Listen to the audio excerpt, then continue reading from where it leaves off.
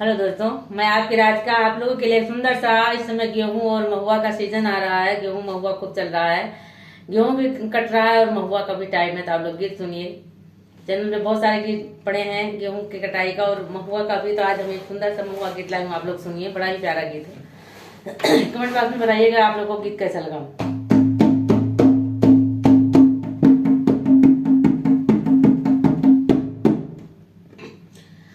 महुआ चुए महुआ रे बिना